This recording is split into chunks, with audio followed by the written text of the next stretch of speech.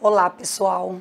Meu nome é Daniele Ferreira de Souza, sou formada em Pedagogia e Letras, trabalho no ensino superior há 12 anos e espero poder contribuir com vocês durante os nossos estudos. Vamos dar início à nossa disciplina, Avaliação de Aprendizagem EPT, que significa Educação Profissional Tecnológica. E nesse primeiro momento, temos como ementa do curso pressupostos teóricos, metodológicos, isomórficos da avaliação de aprendizagem na educação profissional.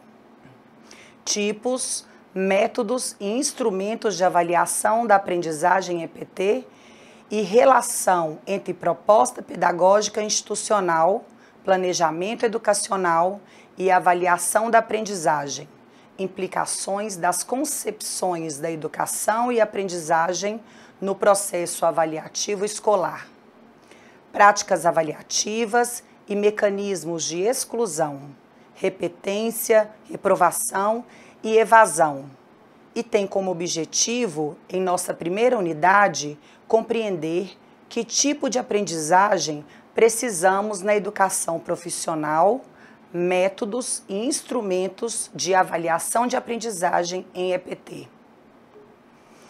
Orientamos que leiam o material disponibilizado na sala virtual para compreender melhor e ter uma participação ativa em nossos fóruns de discussão. É muito importante que vocês participem dos fóruns, sempre lembrando que o AVA é um importante instrumento de interação com os colegas e o tutor. Vamos lá.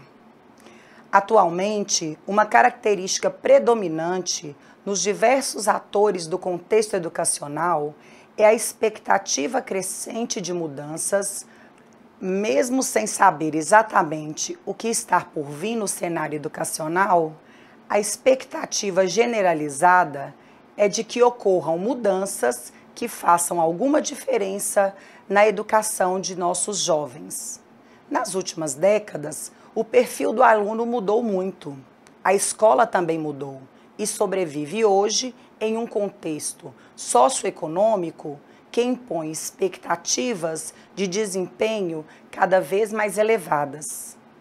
Espera-se que os egressos da educação profissional e tecnológica sejam capazes de transitar com desenvoltura e segurança em um mundo cada vez mais complexo e repleto de tecnologias inovadoras. Então, como preparar profissionais para a próxima década se não temos ideia clara sobre como será a economia mundial nem a tecnologia dominante daqui a alguns meses? Que mudanças devem ocorrer no contexto escolar, na prática docente e no perfil do aluno para que a EPT atenda às necessidades contemporâneas do mundo do trabalho? Qual é a melhor organização e funcionamento da escola que atende à necessidade de ensinar conteúdos cada vez mais complexos e abrangentes? Quais seriam as práticas docentes mais adequadas para atender às demandas educacionais em nosso tempo? Bom, não temos respostas para todas essas indagações. Mas o fato é que essas questões têm sido motivo de estudos na área da educação, em todos os níveis e tipos de ensino, por especialistas do Brasil e do exterior. A educação profissional e tecnológica é provavelmente a vertente de ensino mais complexa que existe, pois congrega cumulativamente as funções de formar cidadãos, função precípua da educação em qualquer nível de escolaridade, formar mão de obra qualificada e apta para o mercado de trabalho, função exclusiva da EPT e da educação superior. E, na atualidade, se depara com a função de resgatar pessoas excluídas do mercado de trabalho, seja pela baixa escolaridade ou pela ausência de formação profissional adequada através dos programas específicos para a formação de jovens e adultos, EJA e PROEJA. Podemos ressaltar que a aprendizagem é possivelmente o mais importante sinal de vida humana no planeta e foi definida por Philippe Mérieux na obra Aprender Sim, mas como? De 98, da seguinte forma: a compreensão verdadeira daquilo que queremos ensinar somente ocorre por meio de uma interação entre as informações, que é o meio que disponibiliza ao estudante e o projeto de vida que ele tem. A aprendizagem e a compreensão verdadeira não são senão essa interação, ou seja, criação de sentido. Então, e o que é avaliação? Avaliação é o processo de tornar consciente a aprendizagem pela seleção dos significados. Pode ser externa, como no caso do sistema sobre nós mesmos, e pode ser interna, como no caso da autoavaliação. Na verdade, a avaliação é externa e interna ao mesmo tempo, numa tensão dialética entre o que pensamos que somos e o que pensamos que devemos ser. Por isso mesmo, é tão conflituosa, tão complexa e tão impenetrável. Grande parte do processo se passa no âmbito do inconsciente. A utilização das estratégias de ensino-aprendizagem por parte dos docentes está vinculada à gestão acadêmica e esta, por sua vez, atrelada à gestão da instituição de ensino superior. Desse modo, a ação docente ocorre no âmago da instituição de ensino, que é regida por objetivos e regras institucionais definidas em instrumentos de gestão como o Plano de Desenvolvimento Institucional, o PDI, e o Projeto Pedagógico Institucional, PPI. No caso das instituições integrantes da Rede Federal de Educação Profissional e Tecnológica, estes documentos devem ser embasados numa perspectiva em que o processo educativo torna-se mais significativo, envolvente e prazeroso, alcançando a proposta da EPT, de ser uma educação integral e emancipadora e romper com a dualidade e fragmentação do ser humano. As estratégias de ensino e aprendizagem fazem parte do processo educativo e, como tal, contribui para a efetivação dos objetivos traçados pelo professor ou pela instituição, com ou sem a participação dos alunos. As estratégias devem ser bem definidas para contribuir com a evolução dos alunos até atingir os objetivos traçados, podendo esses objetivos ser técnico-profissional ou de caráter transformador da sociedade. Segundo Lopes, em sua obra Estudos da Educação de 2011, as teorias de educação vigentes apresentam uma pedagogia mais centrada na aprendizagem ativa do que no ensino tradicional. Nesse sentido, é necessária uma mudança no papel do professor. A ação docente deve ser mediadora e facilitadora da aprendizagem, capaz de propiciar condições para que os alunos possam desenvolver a autoaprendizagem. O modelo centrado na aprendizagem exige mudança de postura também do aluno, pois o mesmo deve entender que não é uma máquina receptora de informações, mas um sujeito ativo no processo e que deve desenvolver suas atitudes acadêmicas por meio do diálogo e da pesquisa.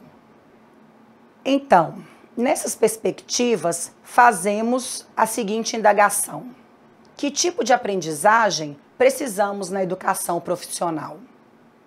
A resposta a essa pergunta depende do ponto em que nos encontramos no amplo espectro da diversidade educacional brasileira.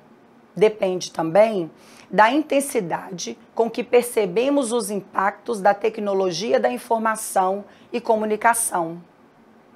Não só nos processos de aprendizagem, mas também na habilidade que o mundo do trabalho requer do futuro profissional no uso dessas tecnologias em seus processos produtivos.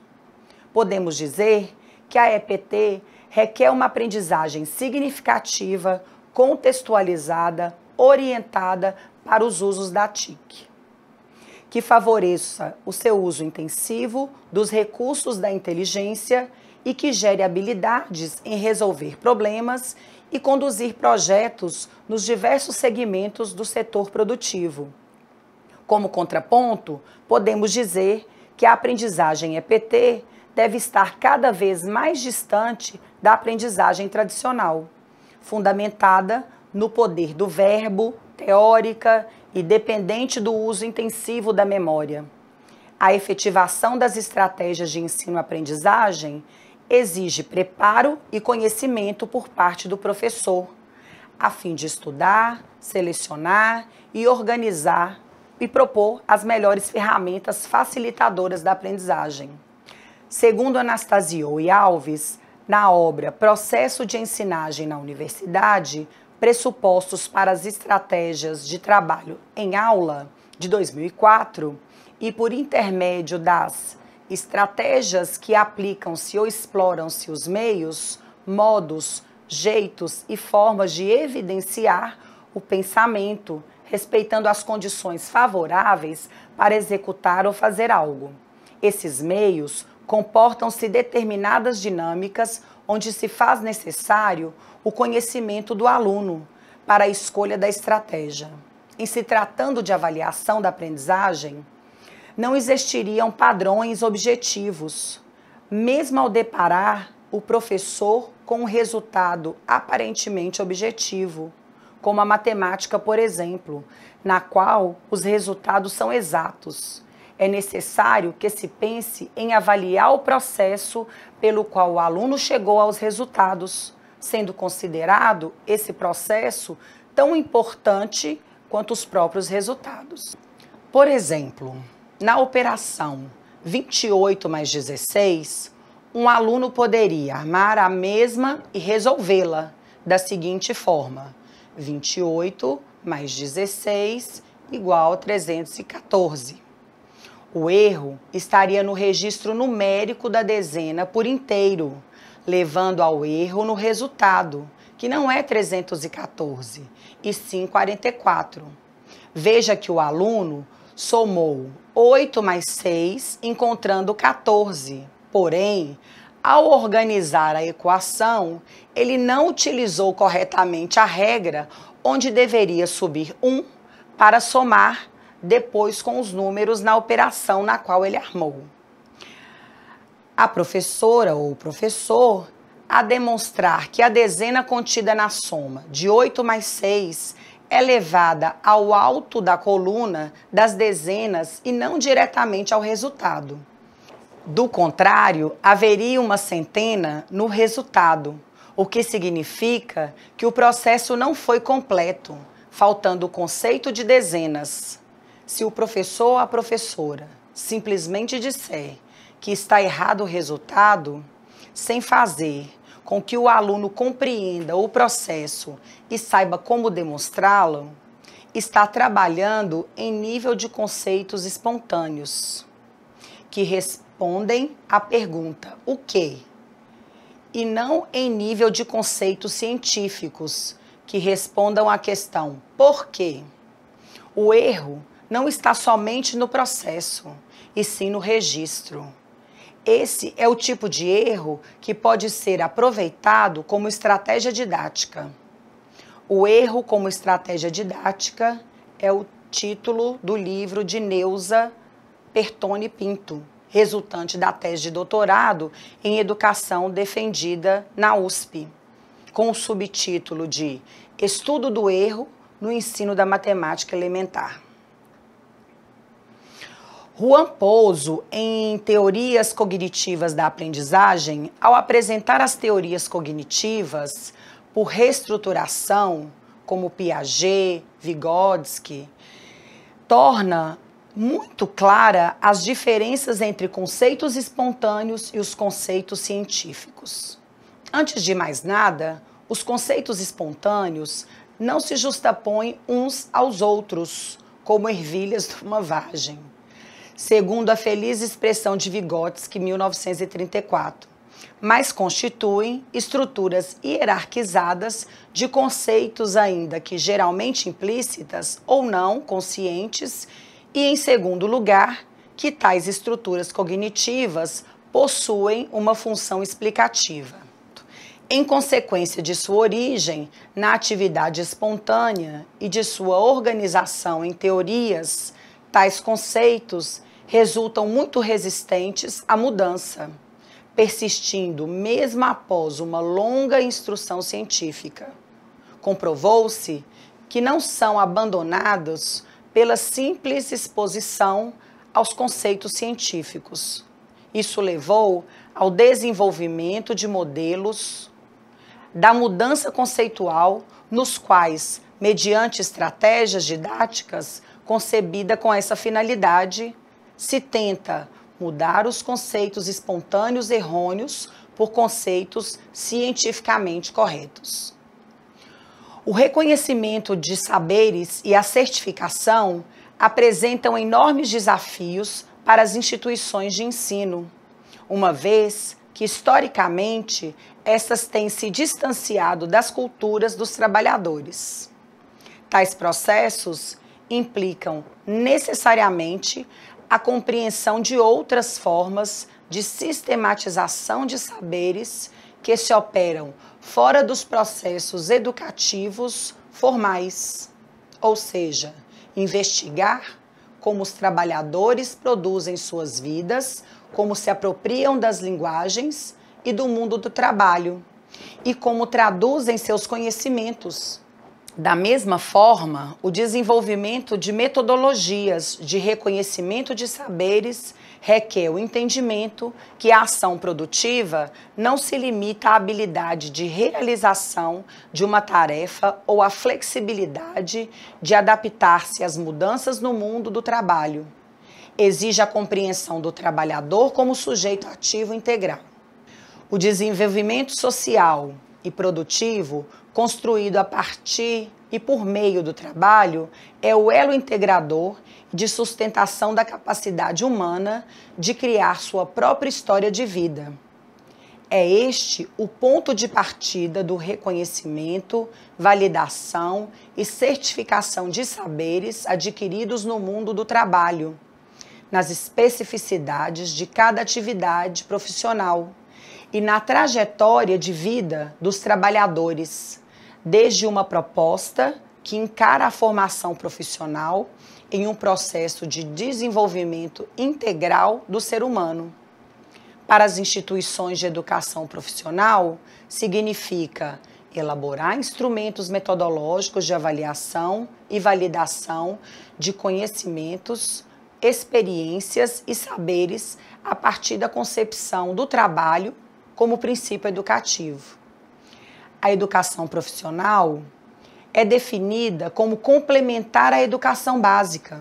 Portanto, ela é articulada, mas podendo ser desenvolvida em diferentes níveis para os jovens e adultos com escolaridade diversa.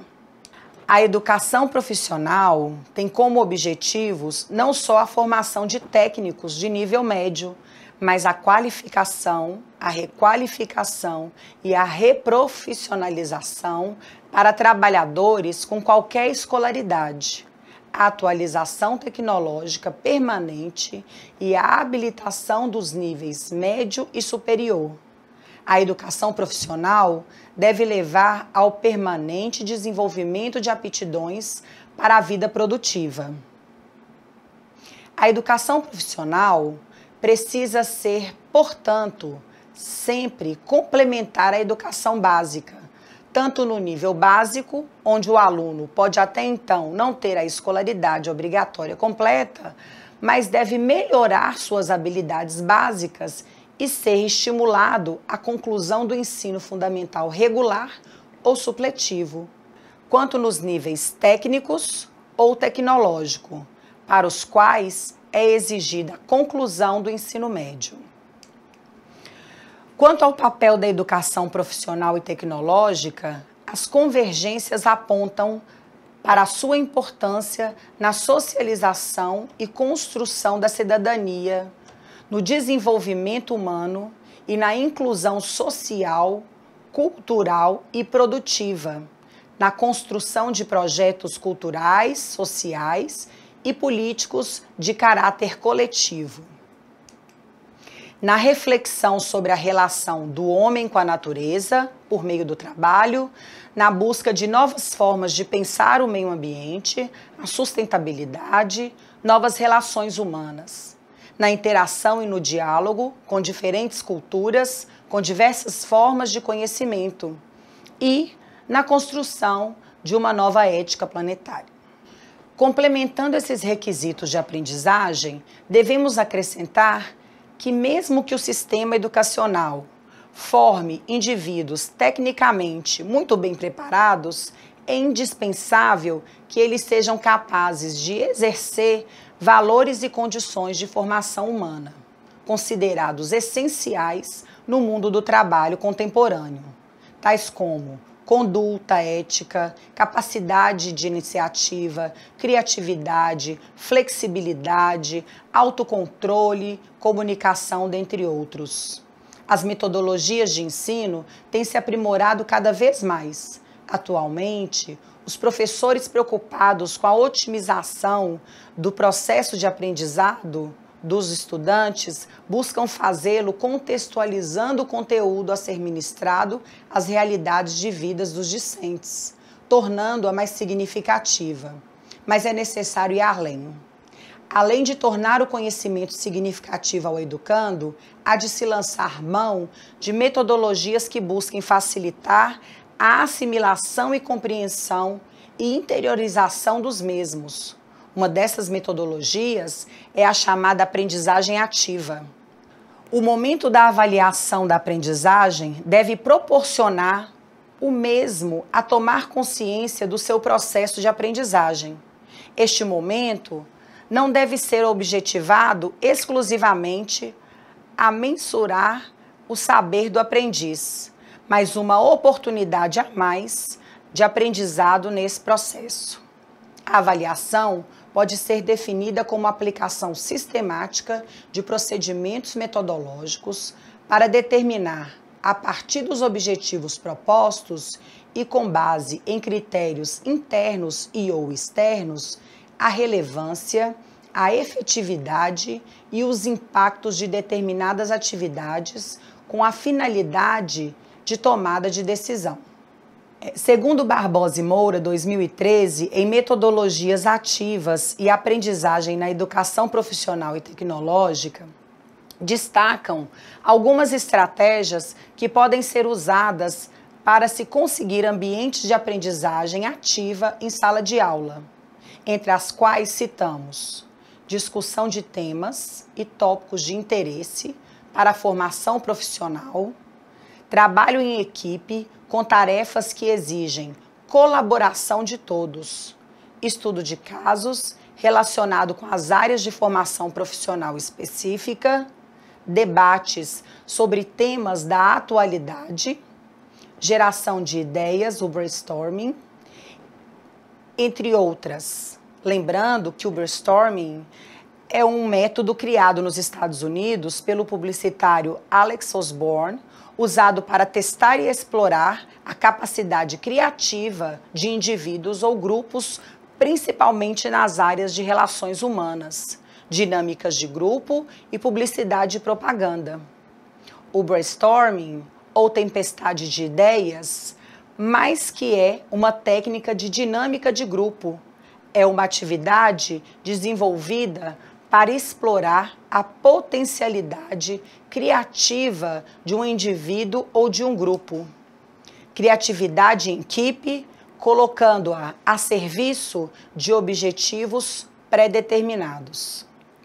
De acordo com Carlos Cipriano Lucchesi, em avaliação da aprendizagem escolar, o modelo tradicional de avaliação das escolas define a classificação do indivíduo como sendo a principal função do ato de avaliar, e essa prática está diretamente relacionada ao modelo conservador que concebe a educação como um mecanismo de manutenção e reprodução das condições sociais, propondo práticas autoritárias de avaliação.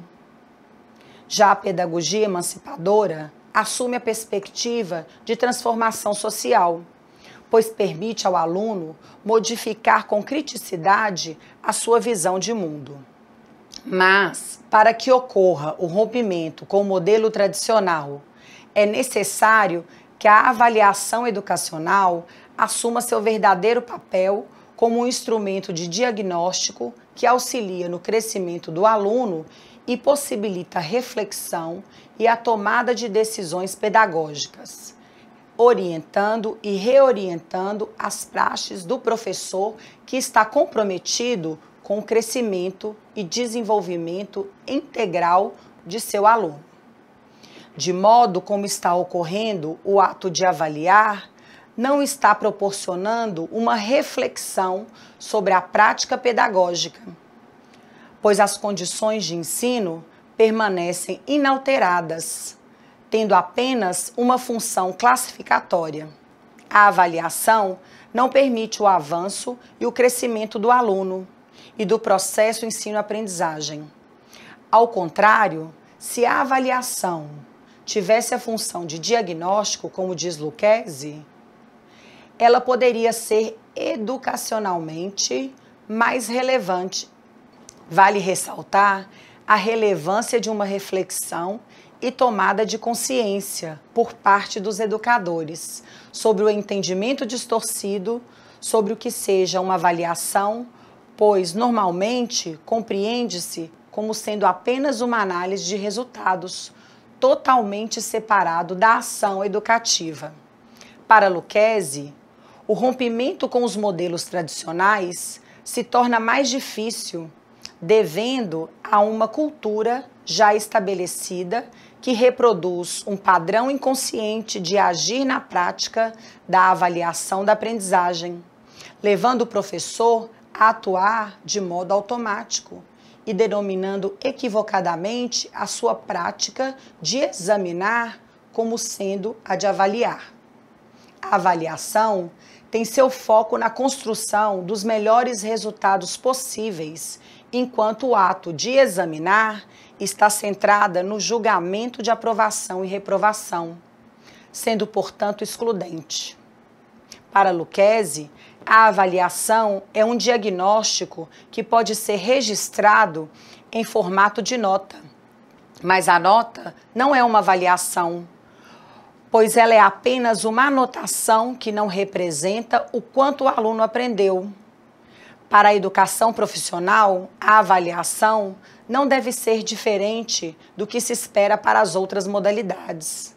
A sua singularidade está nas formas de execução, nos métodos de aplicação, já que há uma diversidade maior de situações que requerem observação do desempenho do aluno, pois nesse segmento envolve-se a relação teoria e prática. De acordo com Lúcia Regina de Souza Machado, na Revista Brasileira de Educação Profissional e Tecnológica, o professor da educação profissional deve ser capaz de permitir que seus alunos compreendam de forma reflexiva e crítica os mundos de trabalho, dos objetos e dos sistemas tecnológicos dentro dos quais estes envolvem. O aluno do ensino profissionalizante precisa ser preparado e avaliado para uma atuação crítica e eficaz no contexto social, com noções de ética e cidadania, tanto quanto com as noções de sua profissão. Para Charles Radish, em avaliação e serviço dos alunos, não se trata de conhecer por conhecer, de interpretar para saber, mas de compreender para agir. A avaliação, para os alunos do ensino profissionalizante, dirá mais do que uma nota ou um conceito, se ele foi aprovado ou reprovado, mas precisará ser vista como um processo preparatório para o ingresso no mundo do trabalho, onde, além dos conteúdos, esse futuro profissional deverá dominar também aspectos psicoprofissionais pertinentes ao mercado de trabalho. Para a educação profissional, a avaliação não deve ser diferente do que se espera para as outras modalidades.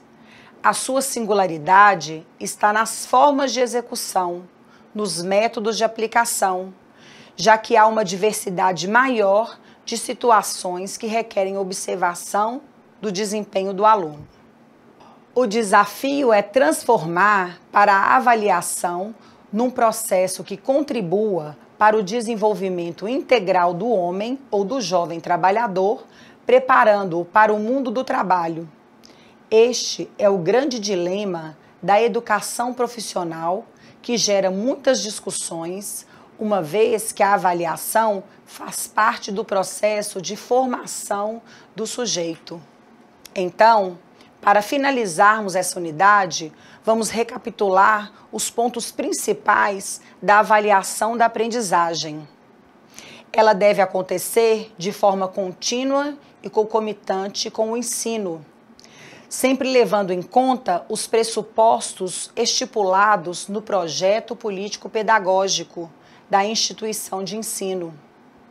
Essa avaliação tem como princípio fazer com que o educando tenha condições de verificar seus encaminhamentos durante o seu percurso escolar.